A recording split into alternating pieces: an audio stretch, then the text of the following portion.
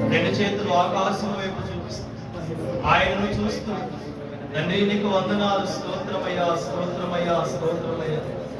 యేసయ్యా నీకు వందనాలు. యథార్థ హృదయమును దేవా నువ్వు అలక్ష్యము చేసే దేవా, యథార్థవంతులను కాపాడే దేవా నీకు వందనాలు, స్తుతి, స్తోత్రం దేవా.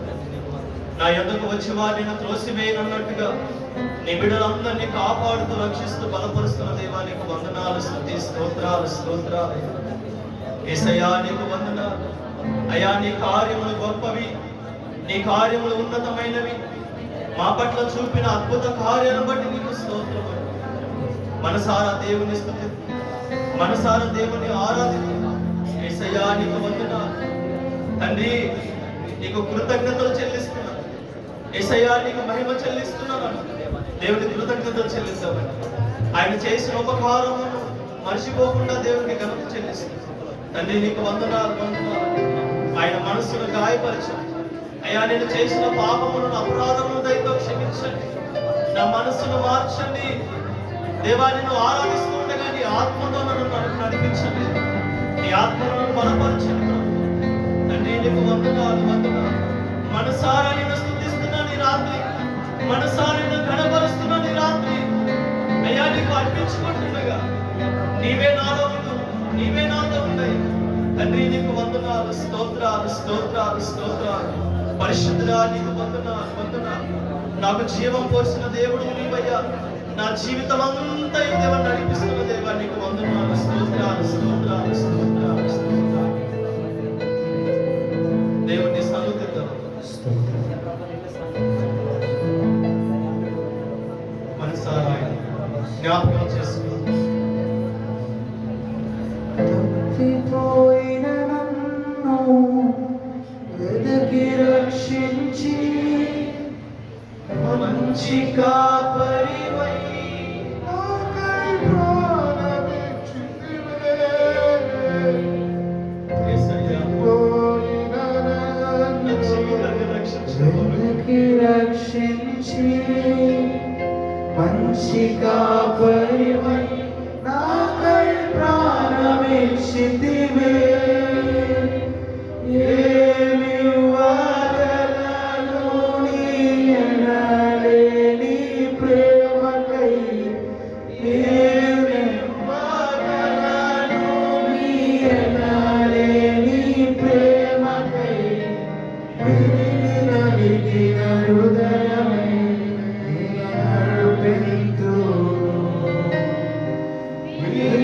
నలిగిన హృదయమే అర్పింతును. నా జీవం నా సర్వం నీవే దేవా. నా జీవం నా సర్వం నీవే దేవా. నా కొరకే బలి అయిన గొర్రె పిల్ల. నా కొరకే రానున్న ఓ యేసయ్యా. నా కొరకే బలి అయిన గొర్రె పిల్ల. నా కొరకే రానున్న ఓ యేసయ్యా. నా జీవం నా సర్వం నీవే దేవా.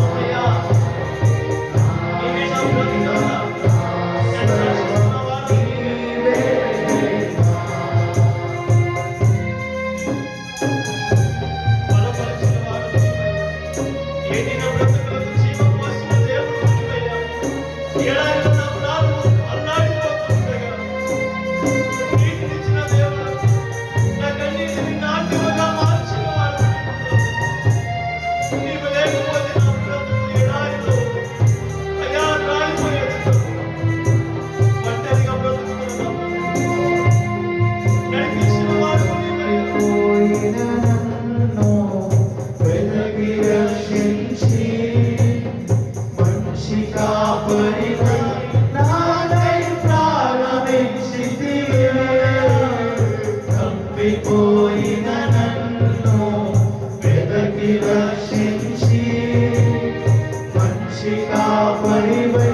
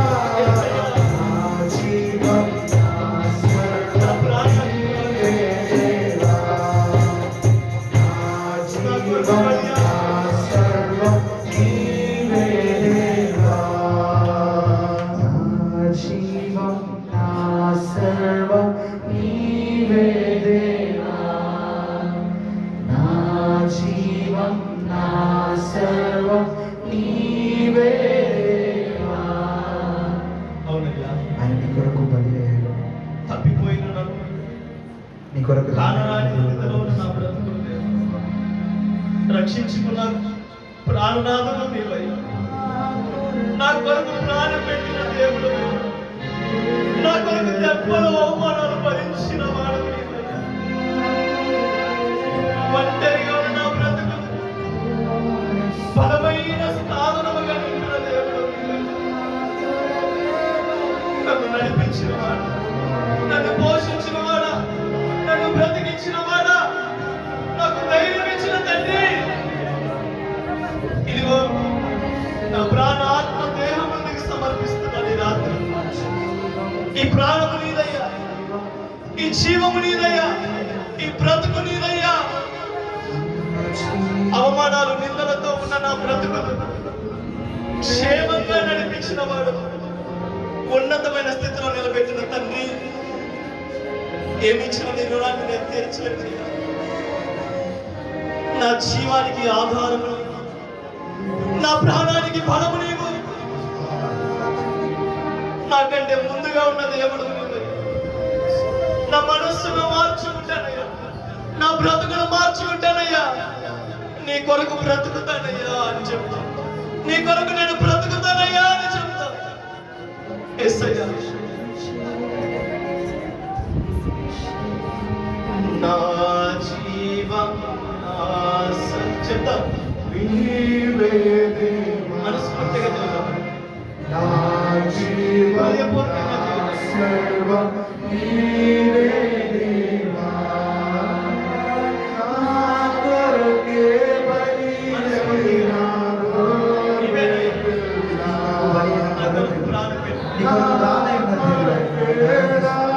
ఏ పాపము చేసిన తప్పుమైన స్థితిలో కూడా ఆయన రక్షించడానికి సిద్ధంగా ఉన్నాడు. వాడు నాతో కలిసి నా కొరకే బలి అయిన గొర్రెపిల్ల, నా కొరకే ఆడిన ఓ యేసయ్యా.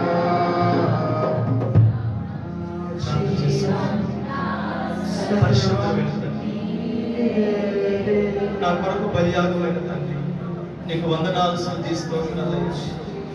మనసారా నేను స్తుతించుటకు నాకు ఇచ్చిన ధన్యతను బట్టి వందనాలు. ఈ సన్నిధిలో నిలబెట్టుకుంటున్న విధానం బట్టి, నన్ను పోషిస్తున్న విధానం బట్టి, ఆత్మీయంగా బలపరుస్తున్న విధానం బట్టి, నాకు ఇచ్చిన రక్షణ బట్టి నీకు స్తోత్రాలయ్యా. నీ కొరకు బ్రతికే జీవితాన్ని ఇచ్చాను, నీకు మహిమ చెల్లిస్తుంది. ఈ ఆరాధన ద్వారా నీ నామానికి మహిమ తెచ్చుకున్న విధానం బట్టి నీకు మహిమ, ఘనత, ప్రభావం ఆరోపిస్తున్నాను. ప్రాముఖ్యమైన సమయానికి మేము వస్తూ ఉండగా మాట్లాడే దేవుడు నీవు. మా హృదయాలను మార్చుకునే ప్రజలుగా మమ్మల్ని నిలబెట్టింది. వినగలిగే చెవులను దేవా మాకు దయచేయండి, మనస్సును దయచేయండి. నీ సేవకులు నిలబెట్టి మాకు కావాల్సిన ఆత్మీయ ఆహారముతో తృప్తిపరచమని వేడుకుంటున్నాం. ఆకలితో వచ్చాం, కన్నీటితో వచ్చాం, బాధతో వచ్చాం, దుఃఖంతో వచ్చాం. మీరే ముందు నేను నడిపించమని వేడుకుంటున్నాం. నీకే స్తుతి, మహిమ, ఘనత, ప్రభావం ఆరోపిస్తున్నాం. ఇచ్చిన స్తుతి ఆరాధన నీకు సమర్పించి అడిగి వేడుకొని పొంది నామం తండ్రి, ఆమేన్. హల్లెలూయా. అందరం కూర్చుందాం. మన మధ్యలో ఉన్న దైవ సేవకులు వచ్చి మధ్య ప్రైజ్ ది లార్డ్. హల్లెలూయా. చేతులెత్తి దేవుని స్తోత్రం. హల్లెలూయా. ప్రభు మిమ్మల్ని దీవించి ఆశీర్వదించి బలపరిచి నడిపించును గాక. మనుషులంటే మరొకసారి మీ అందరితో రీతిగా కలిసి దేవుని వాక్యాన్ని పంచుకోవడానికి దేవుడు మరొక అవకాశాన్ని దేవుడు ఇచ్చున్నారు. కాబట్టి ఎక్కువ వాక్యమే మేము ధ్యానించము, చిన్న వాక్యమే మనం ధ్యానిస్తాము. ఈరోజు వాక్య ధ్యాన నిమిత్తము మనము కొరింథీయులకు రాసిన 2వ పత్రికకి వెళ్దామంటే ఒకసారి కొరింథీయులకు రాసిన 2వ పత్రిక 5వ అధ్యాయము 17వ వాక్యం. కాగా ఎవడైనను క్రీస్తునందు ఎడల కాగా ఎవడైనను క్రీస్తు నందు ఉండిన ఎడల వాడు నూతన సృష్టి. పాతవి గతించెను ఇదిగో క్రొత్తవాయెను. ఇదిగో కొత్తవి ఆయను. చాలండి. కాబట్టి ఇక్కడ దేవుని వాక్యాన్ని మనకు తెలియజేస్తున్నది, ఎవడైనను. ఎవరై ఉంటారు? ఎవడైనను అని ఇక్కడ బైబిల్లో సంబోధిస్తున్నాడు. ఎవడైనను క్రీస్తు నందు ఉండిన ఎడల. ఎవడు వీడు చెప్పాలి.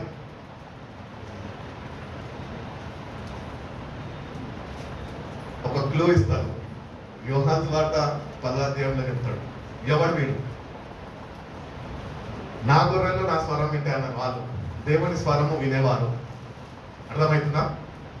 కాబట్టి ఎవడైనను అంటే ఆయన స్వరము వినేవాడు అనే ఆ గ్రహింపు మనము కలిగి జీవించాం. అందుకని ఇక్కడ బైబిల్లో క్లియర్గా చెప్తున్నాడు, ఎవడైనను క్రీస్తు నందు ఉండిన ఎడల అంటే ఆయన స్వరము విన్న ఎడల వాడు నూతన సృష్టిగా మార్చబడతాడు అనే దేవుని వాక్యం మనకి తెలియపరుస్తుంది. కాబట్టి దేవుణ్ణి నమ్ముకున్నాము, రక్షణ పొందుకున్నాము, కానీ ఒకటి మనల్ని లోపిస్తున్నది. ఏంటి తెలుసా? ఇంకా నూతన పరచబడిన అనుభవాలు మనకి లేవేమో. ఈరోజు దేవుడు అంటున్నాడు, నన్ను నువ్వు నీ రక్షకుడిగా అంగీకరించావు, కానీ నువ్వు ఇంకా మార్పు చెందలేదు, లేక ఇంకా అన్ని నూతన పరచబడలేదు నీ జీవితంలో. ఈరోజు మన జీవితంలో నూతన పరచబడాలి అని దేవుడు కోరుకుంటాడు. ఎందుకంటే ఆయన రక్షకుడిగా అంగీకరించాము, ఆయనని రక్షకుడిగా స్వీకరించాము, ఆయన పరిశుద్ధ నామాన్ని స్తుతిస్తున్నాము, మందిరానికి వెళ్తున్నాము, ప్రతిదినము వాక్యము చదువుతున్నాము, ప్రతిదినము ప్రార్థన చేస్తున్నాము, వీలైతే కొంతమంది ఉపవాసాలు ఉంటున్నారు, అంత బాగానే ఉంది. కానీ పొరపాటు ఎక్కడ వచ్చిందంటే ఇవన్నీ చేస్తున్న మనము నూతన పరచబడలేదు. అందుకని న్యూ ఇయర్ వచ్చినప్పుడు ఒక పాట పాడతారు మా వాళ్ళు. ఎప్పుడు అదే పాట పాడతారు. ఏం పాట చెప్పండి? నూతన పరచుము దేవా అంటారు.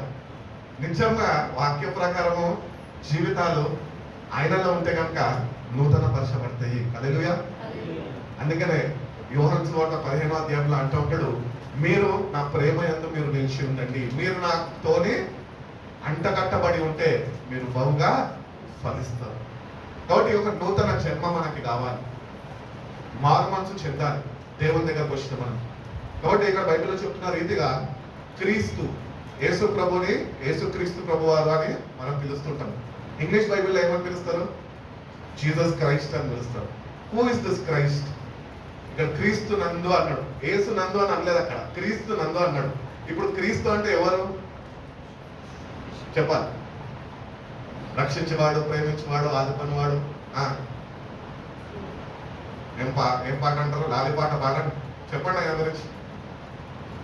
క్రీస్తు నందు అనగా క్రీస్తుకి అబ్రివేషన్ ఏంటి అంటే C stands for he cleanses you. ఆయన నిన్ను పవిత్రపరుస్తాడు, cleansing. So C stands for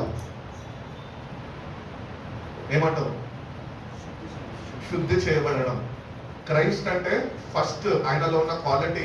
మానవులకి ఆయన చేసే మేలులు ఏంటి అంటే ఫస్ట్ ఆయన దగ్గరికి వచ్చిన వారిని ఆయన శుద్ధి చేస్తాడు.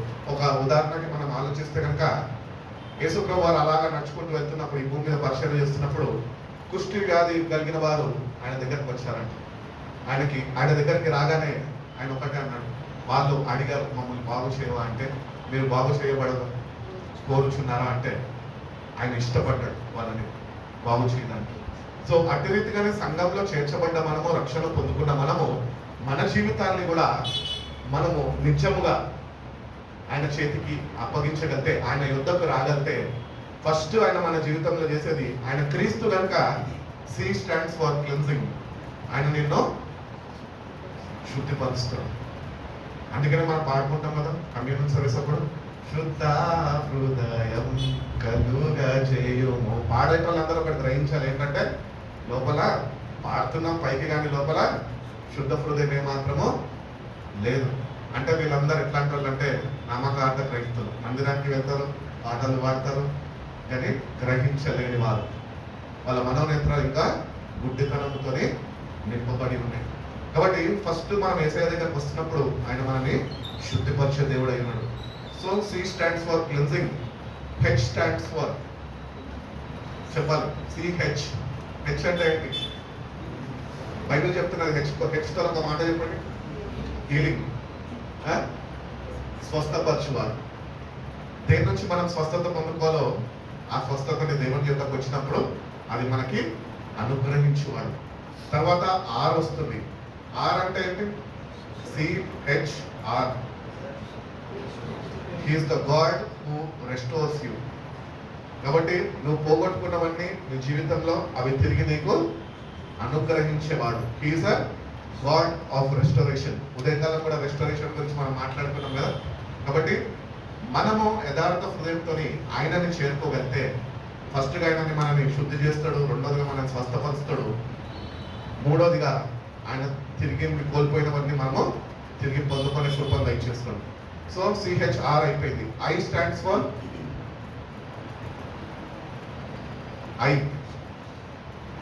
ఐ కార్డు ఉందా అంటే ఐడెంటిటీ కార్డు ఉందా? ఈరోజు దేవుని దగ్గరకు వచ్చినప్పుడు మనకు ఒక ఐడెంటిటీ ఇస్తాడు. ఏంటి తెలుసా? వీరు నా రక్తంలో కడగబడ్డవారు. You have an identity in Christ. కాబట్టి క్రీస్తులో ఒక గుర్తింపు కలిగిన వారమై మనం జీవించాలి. క్రీస్తుని అంగీకరిస్తే సరిపోదు, కానీ ఆయనలో ఒక గుర్తింపుని మనము కలిగిన వారమై జీవించే వారుగా మనం ఉండాలి. CHR I అయిపోయింది కదా ఐడెంటిటీ. సో S, క్రైస్ట్ అంటే S వస్తుంది. S అంటే he is a God who strengthens you. ఆయన బలపరచువాడు. కాబట్టి ఆయన నిన్ను బలపరుస్తాడు. ఎటువంటి పరిస్థితులు కూడా నువ్వు నీ జీవితంలో వెళ్తున్నప్పటికీ కూడా ఆయన నిన్ను బలపరిచి నడిపించే దేవుడు అయి ఉంటున్నాడు. లాస్ట్గా మనము క్రైస్ట్ అంటే T వస్తుంది కదా. T అనేది ట్రాన్స్ఫర్మేషన్ అనేది దేవుడు మనలో జరిగిస్తాడు. కాబట్టి our life have to be transform. మన జీవితాలు మార్పు చెందాలి. అందుకనే నికోదేముతో దేవుడు అంటూ ఉంటాడు, నువ్వు తిరిగి జన్మిస్తేనే కానీ పరలోక రాజ్యంలోనికి నువ్వు ప్రవేశించలేవు అని నికోదేముతో చెప్తుంటాడు. అదే దేవుడు తన పరిశుద్ధ వాక్యంతో ఈరోజు మనకు తెలియజేస్తున్నాడు. క్రీస్తునందు ఒకవేళ మీరు ఉన్నట్లయితే కనుక మీరు నూతన సృష్టిగా మార్చబడతారు. కాబట్టి క్లెన్సింగ్ మనకు కావాలి. God has to cleanse you. సెకండ్గా god has to heal you.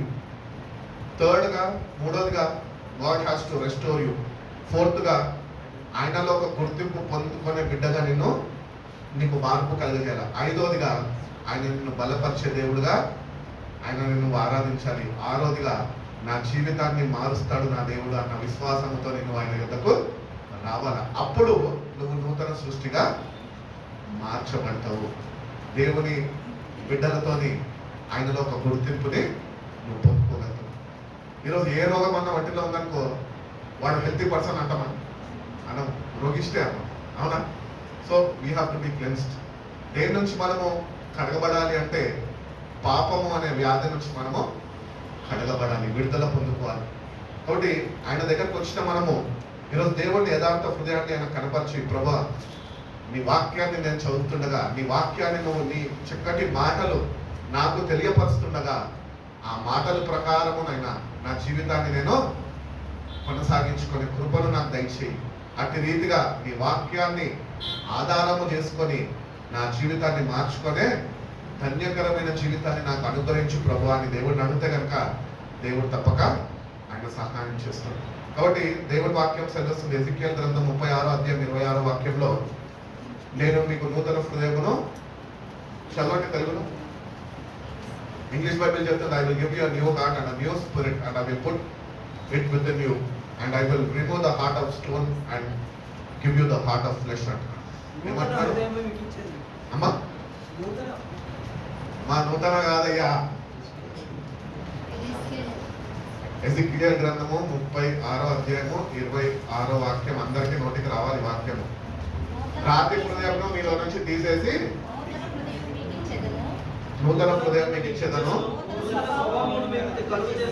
నూతన స్వభావము మీకు కలుగజేసేదను, రాతి హృదయము మీలో నుంచి తీసివేసి మాంసపు హృదయం నేను మీకు ఇచ్చేదను. బైబిల్ చెప్పుచున్నది, దేవునికి ఇష్టమైన బలి ఏదన్నా అయి ఉన్నది అంటే కనుక అది విరిగి నలిగిన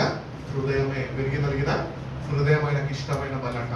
కాబట్టి మనలో ఉన్న రాతి హృదయాన్ని మనలో నుంచి తొలగించుకునే దానికి మనం ఆయన దగ్గరికి రావాలి. ఆయన దగ్గరికి వచ్చి వాక్య ప్రకారంగా మన ప్రార్థన ఉండాలి. ఏంటంటే ప్రభువా, నన్ను నువ్వు నూతన పరుస్తా అన్నావు, నీ యొద్దకు వస్తే నన్ను నూతన పరచు. అంత మాత్రమే కాక నీ వాక్యము సెలవిస్తుంది ఏమనంటే, నాలో రాతి హృదయం ఉంది, దాన్ని నువ్వేమంటున్నావు అంటే దాన్ని నేను తీసివేసి మెత్తటి హృదయంను నేను నీకు ఇస్తాను, మాంసపు హృదయము నేను నీకు ఇస్తాను అని నువ్వు చెప్పుచున్నావు. నీ వాక్యము నాకు సెలవిస్తున్నది. కాబట్టి ఈ రాతి హృదయం కలిగి నీ యొద్దకు వచ్చి ఉన్న నేను ఆ రాతి హృదయాన్ని నా నుంచి తొలగించుకొని నీ యొద్ద నుంచి మాంసము హృదయం నేను పొందుకునే కృపను నాకు అనుగ్రహించు ప్రభువా, నాకు దయచేయి ప్రభువా అని దేవుడిని అడిగితే కనుక దేవుడు మన కఠిన హృదయాల్ని ఆయన మార్చే దేవుడై ఉంటున్నాడు.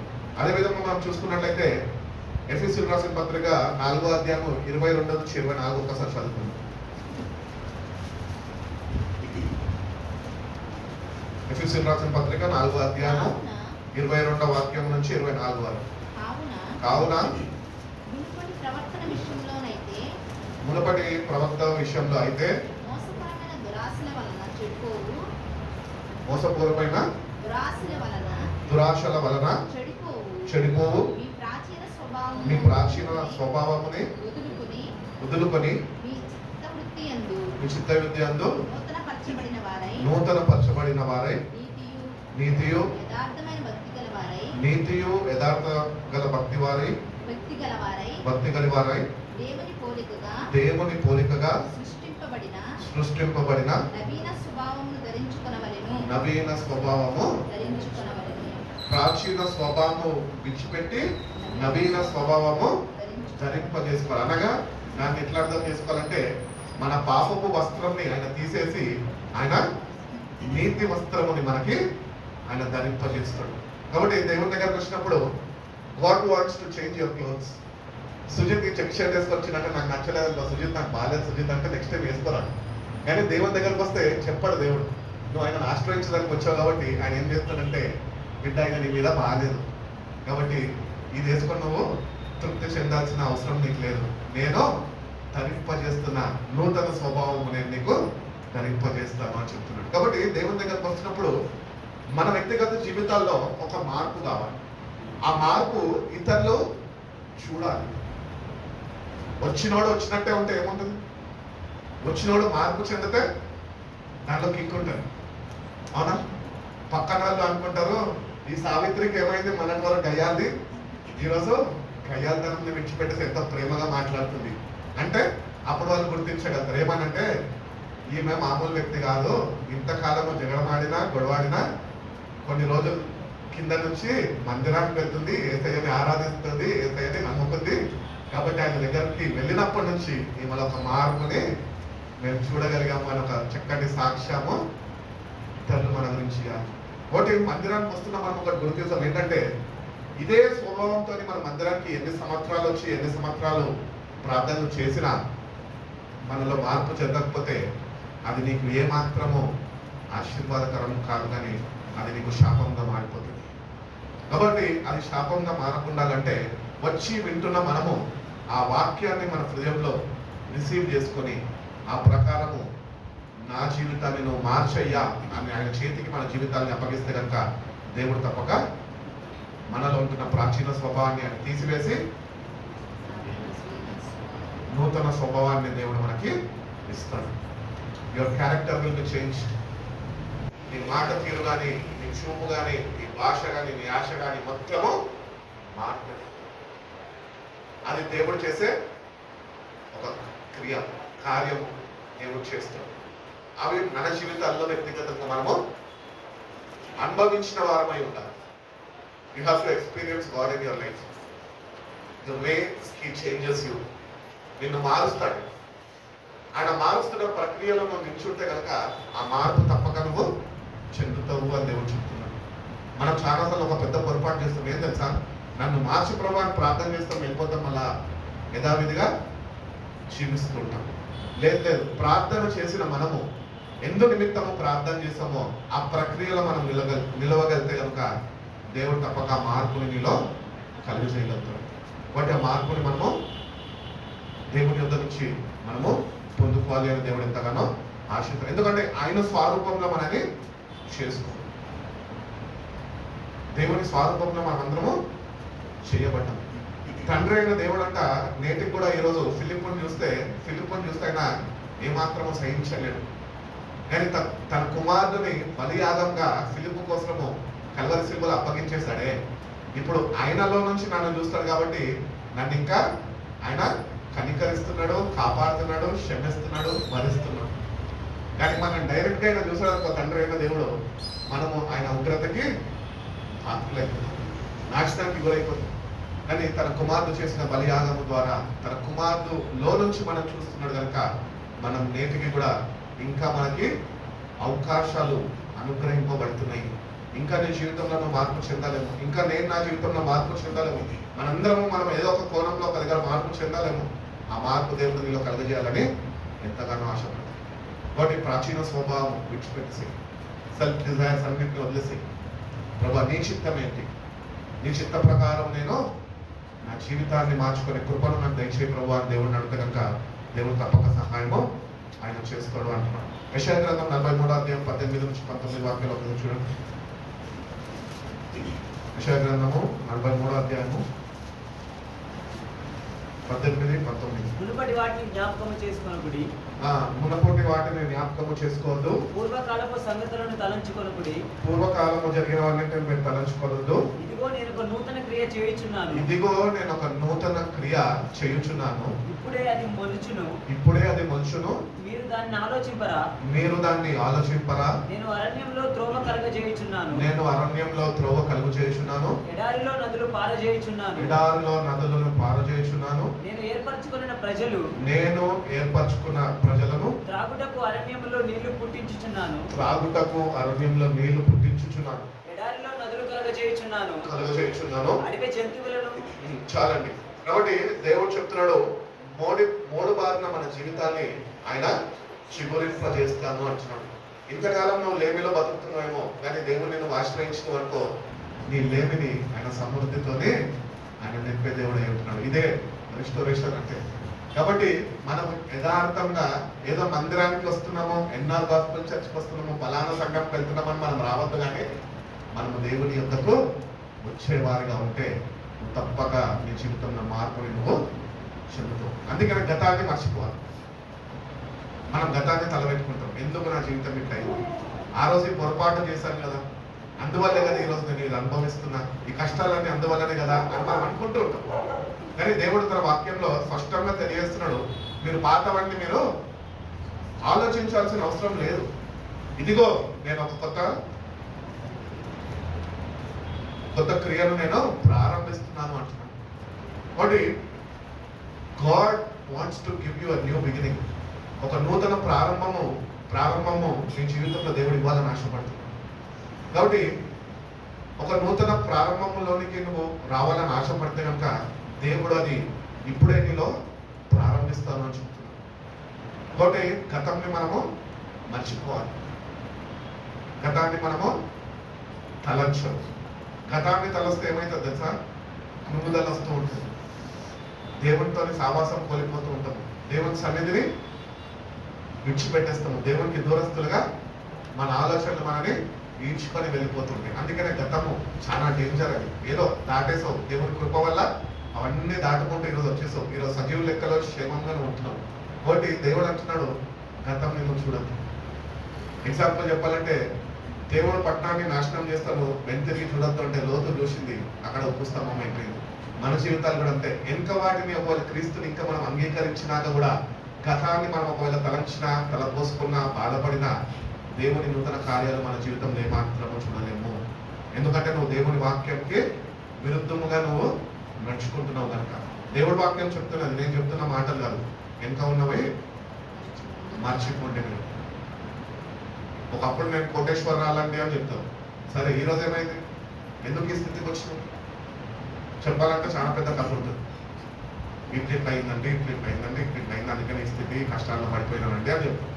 కానీ దేవుడు అంటున్నాడు, ఆ స్థితిలో నువ్వు మళ్ళా రావాలంటే అవన్నీ నువ్వు జ్ఞాపకము చేసుకోవద్దు. ఎందుకంటే ఏవైతే నువ్వు కోల్పోయినావో అవన్నీ నేను తిరిగి నీకు సమకూరుస్తాను.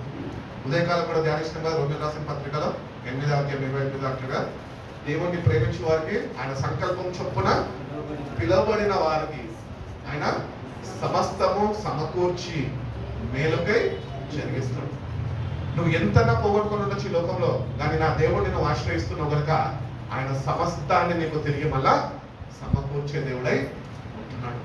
కాబట్టి ఆయన గొప్ప కార్యాలు, నూతన కార్యాలు మన జీవితంలో జరిగించాలి అంటే కనుక పాతవి మనము మర్చిపోయేవారుగా ఉన్నప్పుడే అవి మనలో ప్రారంభం అవుతాయి, అవి ప్రారంభించబడతాయి. పాతవంతా లోపల నింపుకొని కొత్త వాటిని కొత్త ఆశపడితే అవి కూడా ఇక్కడికి వచ్చినాయి అనుకో, కొత్తవి అవి కూడా పాత పడిపోతాయి. అందుకనే పాతవన్నిటిని విడిచిపెట్టేసి దేవుడు చేయించిన మేలుల కొరకు ఆయన విశ్వసించి ఆయన నువ్వు ఆశ్రయిస్తే కనుక నీ జీవితంలో ఒక మార్పుని దేవుడు కలుగజేస్తా అంటున్నాడు.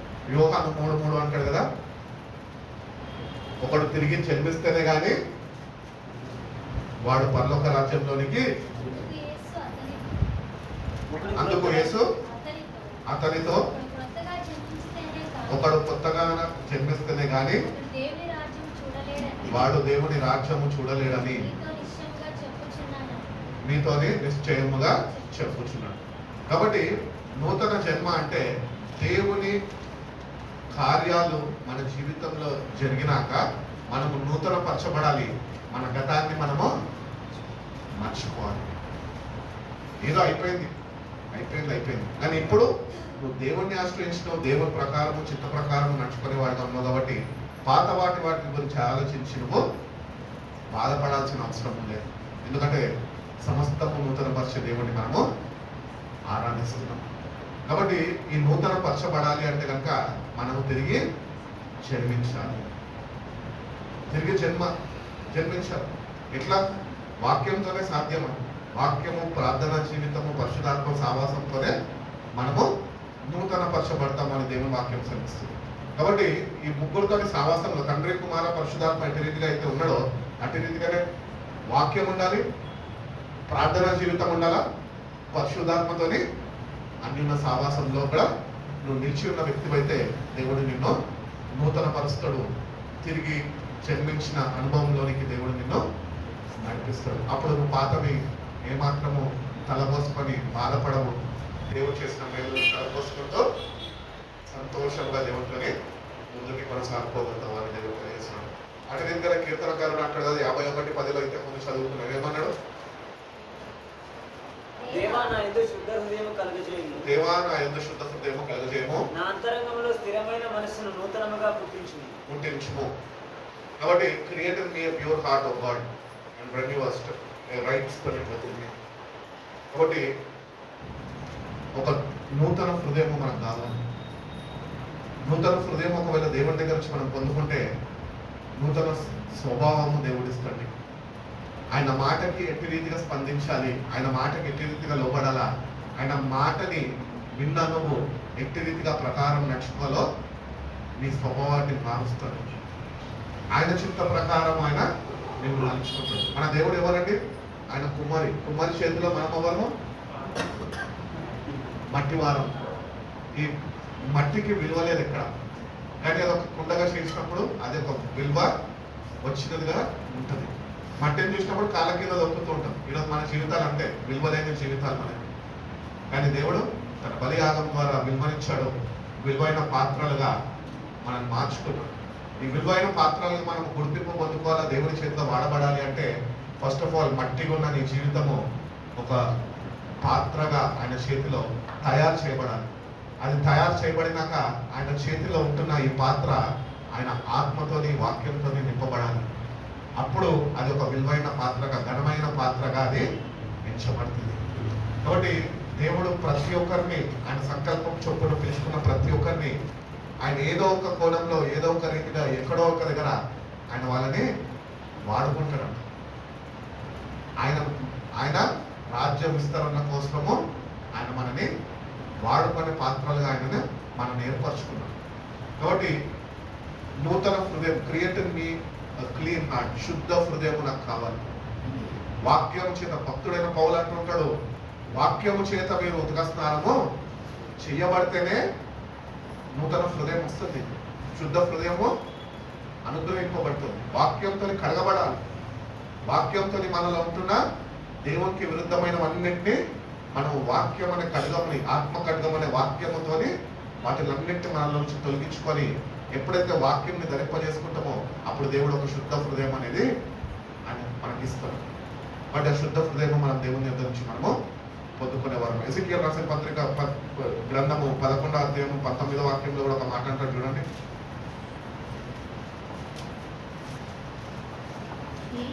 వారు నా కట్టడలను నా విధులను అనుసరించి గైకొన్నట్లు నేను వారి శరీరంలో నుండి రాతి గుండెను తీసివేసి వారికి మాంసపు గుండెను ఇచ్చి వారికి ఏక మనసు కలుగజేసి వారి యందు నూతన ఆత్మ పుట్టిందును. కాబట్టి ఆయన ఆజ్ఞలను, ఆయన కట్టడలను గైకొనున్నట్లు ఆయన మనకి హృదయాన్ని అనుగ్రహిస్తాడన్న. ఈరోజు నీ హృదయం కానీ మారకపోతే కనుక, మన హృదయాలు కానీ మార్పు చెందకపోతే కనుక ఎంత వాక్యమైనా అది మనలో పనిచేయదు, అది కార్యసిద్ధిని కలిగజేయదు. కాబట్టి దేవుని దగ్గరకు వచ్చిన మనము ఆయన కట్టడాలు, ఆయన న్యాయ విధులు మనము వింటున్న మనము వాటిని అనుసరిస్తే దేవుడు అంటున్నాడు, నీలో ఉంటున్న మొండి హృదయాన్ని నేను తీసేసి చక్కటి నిమ్మలమైన హృదయాన్ని నేను నీకు ఇస్తాను అంటున్నాడు. కాబట్టి రాతి హృదయం మనలో నుంచి తొలగించాలి. ఎవరు తొలగించగలుగుతారు? రాయి. బైబిల్లో రాయి ఎక్కడ తొలగింపబడ్డది? ప్రభు యొక్క సమాధి దగ్గర. ఆయన ఒక్కడికే సాధ్యము రాతిని తొలగించడానికి. రాతిని బద్దలు కొట్టి ఇశ్రాయేలు ప్రజలకి దాహము తీర్చిన వాడే. ఆయన ఒక్కడికే శక్తి ఉన్నది. మానవుడు హృదయం అంట భయంకరమైనదట, కఠినమైనదట, ఏమంటారు ఘోరమైన వ్యాధి కలదంట. దాన్ని గ్రహించి వారు ఎవ్వరు లేరంట. ఇప్పుడు మన హృదయం మార్చబడాలంటే రాతి హృదయము ఆయన చేతిలో పడాలి. ఆయన చేతిలో పడినప్పుడు అది ఆయన మనల నుంచి తీసేసి మాంసం హృదయం మనకి ఆయన కలుగు చేస్తున్నమాట. అప్పుడు మాంసం హృదయం నీకు కలిగినప్పుడు నీలో ఒక మార్పు చెందుతుంది. మార్పు ఏంటి తెలుసా? ఆయన కట్టడలు, న్యాయ విధులు నువ్వు గైకొని ఆ ప్రకారం నువ్వు నడుచుకోవడము ప్రారంభిస్తావు. ఓడో బోధిస్తే ఎవరో చెప్తే ఆ ప్రకారం మనం ఏమాత్రమో నడవము. కానీ ఎప్పుడైతే మన హృదయం దేవుడు మారుస్తాడో, రాతి హృదయాన్ని ఆయన తీసేసి మాంసం హృదయం ఆయన మనలో ఉంచుతాడో, శుద్ధ హృదయంగా మారుస్తాడో, అప్పుడు ఆయన కట్టడలో న్యాయ విధులు మనము గ్రహించి ఆ ప్రకారము దేవుని చిత్తంలో మనము నడుచుకునే వారిగా మనం ఉండగలుగుతాం. కొలొస్సీయులకు రాసిన పత్రిక 3వ అధ్యాయం ఒకసారి చూడండి. క్రీస్తుతో కూడా నువ్వు లేపబడిన వాడు అయితే నువ్వు పైన వాటి పోయే వెతుకుడి. కాబట్టి క్రీస్తుతోని కూడా లేపబడిన వారమై మార్పు చెందాలి. బాప్తిజం తీసేసుకున్నంత మాత్రాన, నీళ్ళలో మునిగినంత మాత్రాన క్రీస్తుతో లేపబడిన వారము కాము. మనలో ఉంటున్న దేవునికి అయిష్టమైన క్రియలన్నింటిని ఎప్పుడైతే మనలో తొలగించుకుంటామో, అవన్నింటిని విడిచిపెట్టి ఒక పరిశుద్ధమైన జీవితమైన కొరకు జీవిస్తామో, అప్పుడే మనం క్రీస్తుతోని లేపబడిన వారు.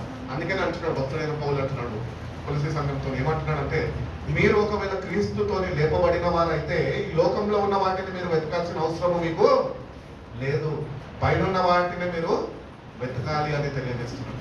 కాబట్టి క్రీస్తుతోని నిజంగా మనము లేపబడి ఉంటే కనుక ఈ లోకం ఎటో ఒక రోజు నాశనానికి గురైపోతుంది. కాబట్టి లోకంలో మనకి ఏం పని లేదు. ఈ లోకంలో ఉన్నంత కాలము మనం ఒకటే పని ఏంటంటే హల్లెలూయా స్తుతి మేము పాడుకుంటూ వెళ్ళిపోవడమే.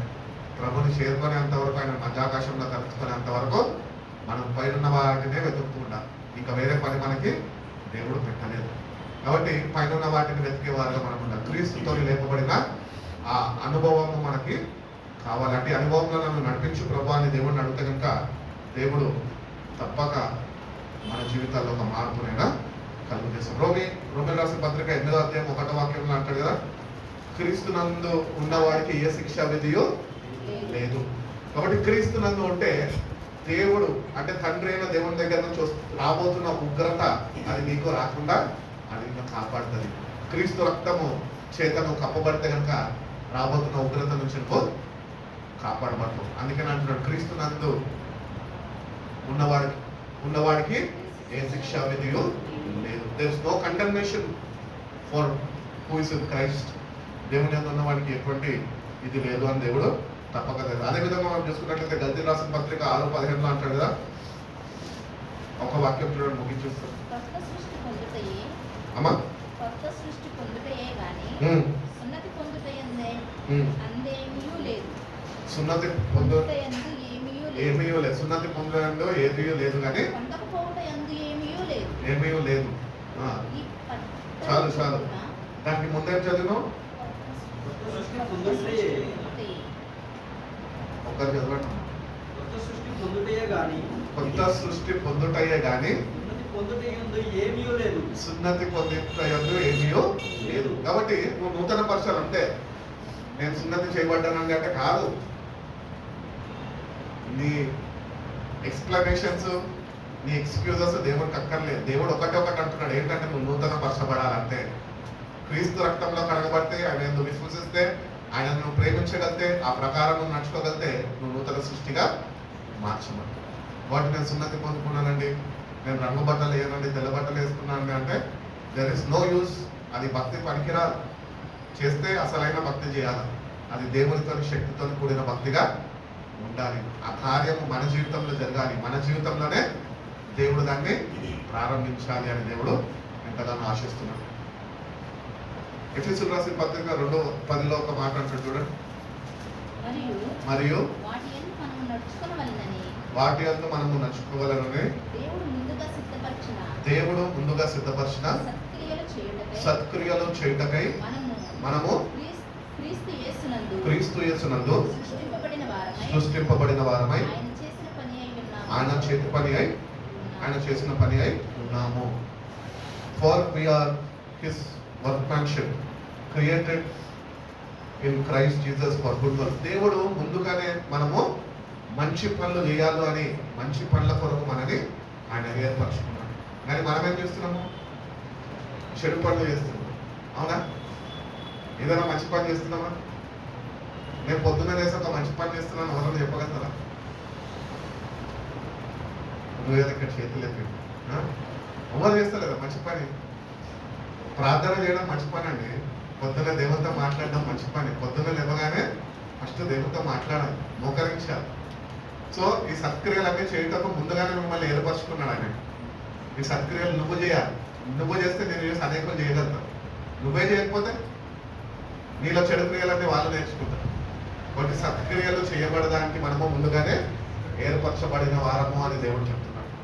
కొన్ని సత్క్రియలు చేసేవారుగా మనం ఉండాలి. అంటే దేవుని ప్రేమని మనము లోకంలో చాటి చెప్పేవారుగా ఉండాలి. మంచి పనులు చేయాలి. అనేకులు నిన్ను మెచ్చుకొని నిన్ను పొగడడం కాదు, కానీ నువ్వు ఆరాధిస్తున్న దేవుడిని వాళ్ళు కూడా ఘనపరిచే రీతిగా మన సత్క్రియలు ఉండాలి అని దేవుడు ఎక్కడైనా ఆశిస్తున్నాడు. కాబట్టి ఈ నూతన హృదయం దేవుడు ఇవ్వాలంటున్నాడు. కాబట్టి ఆయన నిన్ను నన్ను ప్రేమించాడు, కల్వరిశిలో ప్రాణాన్ని దారిపోసాడు. నేటికి కూడా మనకి ఇంకా అవకాశం ఇస్తున్నాడు. నేటికన్నా మీలో ఉంటున్న రాతి హృదయాన్ని మేము తొలగించుకొని మార్పు చెందండి. క్రీస్తునందు ఉన్నవాడు నూతన సృష్టి అన్న వాక్యముతో మనతో మాట్లాడి ఉన్నాడు. వాటి ప్రభాని నేను అంగీకరించి 20 years అయిపోయిందేమో, ప్రభాని నేను అంగీకరించి 50 years అయిపోయిందేమో, ప్రభాని నేను అంగీకరించి 1 year అవుతుందేమో. నేను నూతన సృష్టిగా ఏమాత్రం లేవు. నన్ను నూతన సృష్టిగా మార్చుకున్నా. నీ అందరూ సంపూర్ణ విశ్వాసం కలిగి జీవిస్తున్నాను. నీ ఎంతకు నేను వచ్చి ఉన్నాను. నన్ను ఒకసారి నువ్వు జ్ఞాపకం చేసుకో. నన్ను నీ ఎంతకు చేర్చుకో. నువ్వు కాచిన రక్తం చేత నన్ను కడుగు. నన్ను నూతన పరచు ప్రభా. నన్ను నువ్వు దేవుని దగ్గరకు వచ్చిన నువ్వు దేవుని పాదాన్ని పట్టుకొని ప్రాధాయపడితే కనుక, పశ్చాత్తాపడితే కనుక, నిజమైన మార్పు కొరకు నువ్వు ఆసక్తిని దేవుని సన్నిధిలో నువ్వు కనపరిస్తే కనుక దేవుడు తప్పక నీ ప్రార్థనను ఆనందిస్తాడు. ఒక నూతన సృష్టిగా నిన్ను ఆయన మారుస్తాడు. దేవుడు అటువంటి కృప మనందరికీ అనుగ్రహించి నన్ను బలపరిచిన తెలుసు కాక. కలుపుసుకుని చిన్న ప్రార్థన చేసుకుంటాం. పరిశుద్ధుడా, ప్రేమ కలిగిన సేవలు తండ్రి నైనా మమ్మల్ని ఎంతగానో ప్రేమించి ప్రభా ఈ సాయంత్రం కాలం వేళ ప్రభా నీ మందిరావరణంలో ఈ 2వ ఆరాధనలో ప్రభా ఇది రీతిగానైనా మేమందరము కూడుకొని ప్రభా నీ పరిశుద్ధ నామంలోనైనా స్థుతించుకునే భాగ్యాన్ని మాకు దయచేసిన విధానం బట్టి నీకు స్తోత్రాలు ప్రభా. అవును ప్రభా, నీ వాక్యం అనుసరిస్తున్నాగా ప్రభా. క్రీస్తునందు ఉన్నవాడు నూతన సృష్టి ప్రభా. మేము నూతన పరచబడే విషయాలు ఎన్నెన్నో మాలో ఉంటున్నాయి ప్రభా. వాటి అన్నింటిలో ప్రభా మేము నూతన పరచబడే కృపను మాకు దయచేయండి ప్రభా. అవును ప్రభా, మొట్టమొదటిగానైనా మీరు మమ్మల్ని మీరు పరిశుద్ధపరిచే దేవుడుగా మీరు మాకు తోడుగా ఉండినందుకు మీకు వందనాలు ప్రభా. అట్టి రీతిగా ప్రభా మమ్మల్ని మీరు స్వస్థపరిచే దేవుడిగానైనా మీరు ఉంటున్నందుకు నీకు వందనాలు ప్రభా. తిరిగి మేము పోగొట్టుకున్నవన్నీ నైనా తిరిగి మాకు అనుగ్రహించే దేవుడిగానైనా మీరు మాకు ఉన్నందుకు నీకు వందనాలు చెల్లిస్తున్నాం ప్రభా. అవును ప్రభా, నీలో ఒక గుర్తింపు పొందుకునే వారుగా ప్రభా, నీ బిడ్డలుగానైనా మేము జీవించే భాగ్యాన్ని మాకు కలుగజేసిన విధానం బట్టి నీకు స్తోత్రాలు ప్రభా. అదే విధంగానైనా మమ్మల్ని బలపరచువాడు నీవే కనుకనైనా బలహీనులమైన మమ్మల్ని నేను ఒక్కసారి మీరు జ్ఞాపకం చేసుకొని ప్రభా, మమ్మల్ని మీరు బలపరచండి అయ్యా. అటు రీతిగానే ప్రభా, మార్పుని మేము చెందాలని మీరు ఆశించున్నారు ప్రభా. నిజమైన మారు మనసుతోనైనా పశ్చాత్తాప హృదయంతోనైనా నీ వద్దకునైనా మేము వచ్చి ఉన్నప్పుడు మమ్మల్ని ఒక్కసారి జ్ఞాపకం చేసుకున్నాం. చేసిన మళ్ళీ యాగాన్ని బట్టి నీకు వందనాలు ప్రభా. మమ్మల్ని మీరు ఎంతగా ప్రేమించారు ప్రభా. మా మీద ఉన్న శిక్ష మీద అంతటినైనా మీరు కబరి సినిమాలు కొట్టివేశారు ప్రభా. మమ్మల్ని నైనా మీరు నైనా విడిపించిన విధానం బట్టి మీకు స్తోత్రాలు ప్రభా. ఇప్పటి నుంచి అయినా నీ కొరకునైనా స్వేచ్ఛతోనైనా నేను ఆరాధించుకునే భాగ్యాన్ని మాకు దయచేయండి. మీరే మాకు తోడుగా ఉండండి. అంటే విషయాల్లో ప్రభా, ఈ నామానికి మహిమకరంగా మేము నడుచుకునే వారుగా ప్రభా మీ సహాయం మాకు అనుగ్రహించి నేను మీ శరీరము రక్తంలోనైనా మేము పార్టిసిపేట్ చేయబోతున్నాగా ప్రభా, యోగ్యమైన రీతిలోనైనా మేము పార్టిసిపేట్ చేసే ప్రభా తగిన సిద్ధపాటు మాకు దయచేయండి ప్రభా. నిజమైన మారు మనసునైనా మేము మాకు దయచేయండి.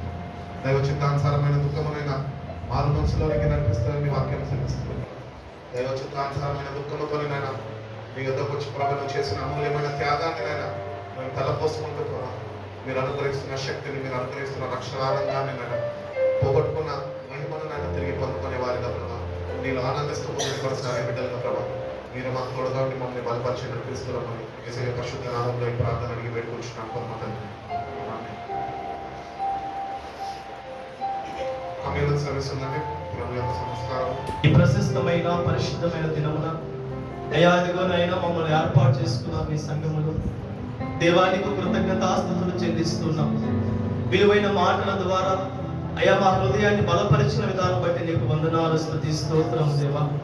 తండ్రి, నేను ఆరాధించడానికి, నిన్ను సన్నుతించడానికి మాకు ఇచ్చిన ధన్యతను బట్టి వందనాలు, స్తోత్రాలు.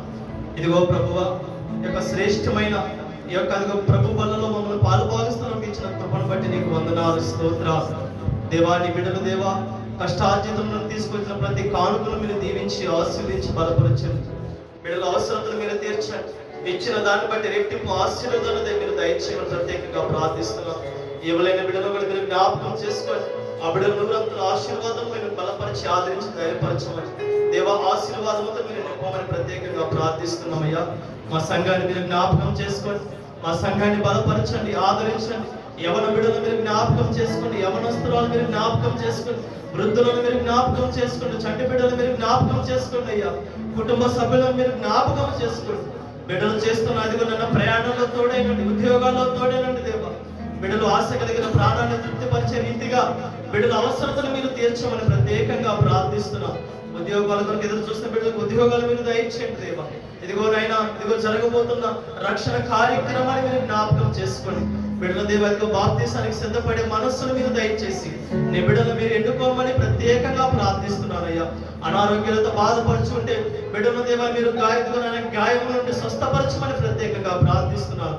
ప్రతి అవసరతను మీరు తోడైంది. మరి యొక్క దినమున దివాని సన్నిధిలో కూడుకొని నిన్ను స్తుతిస్తూ ఆరాధిస్తూ నీ కొరకు సాక్షిగా నిలబడే కృప భాగ్యాన్ని మా అందరికి దయచేయండి. మా దైవ సేవకులను బలపరిచి ఆదరించండి దేవా. మీరు జ్ఞాపకం చేసుకొని మంచి ఆరోగ్యాన్ని, బలాన్ని, శక్తిని దయచేసండి దేవా. ఇదిగో పెద్దగా ఉన్నందుకు తల్లిగారు మీరు జ్ఞాపకం చేసుకోండి. ఇదిగో వృద్ధాప్యంలో ఉంటూ ఉండగా దేవ బిడ్డకు మంచి ఆరోగ్యాన్ని, బలాన్ని, శక్తిని దయచేసి ఆ బిడ్డ ప్రార్థన మీరు ఆలకించమని దేవా ప్రత్యేకంగా ప్రార్థిస్తున్నామయ్యా. నీ కృపను బలపరిచి ఆదరించి దేవా ధైర్యపరిచి ముందు నడిపించమని వేడుకుంటూ నీకే స్తుతి, మహిమ, ఘనత, ప్రభావం ఆరోపిస్తూ నా ప్రియుడు రక్షకుడైన ప్రభు యేసు క్రీస్తు పరిశుద్ధమైన నామములో చిన్న ప్రార్థన సమర్పించి అడిగి వేడుకొని పొందే నామ తండ్రి, ఆమేన్. పరలోకమందు ప్రార్థన చేసి